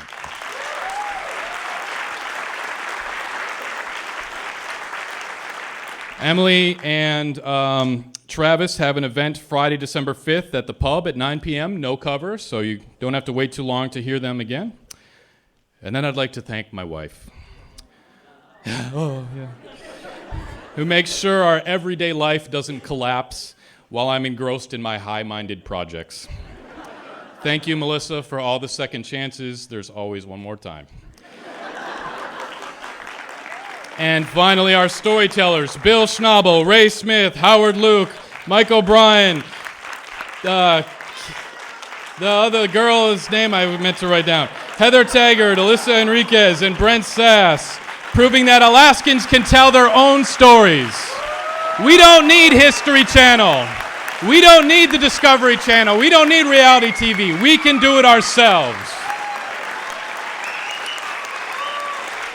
Remember, these are the stories we tell up here in Alaska on dark winter nights. How about one more song from Thought Trade and Emily Anderson? Have a good evening.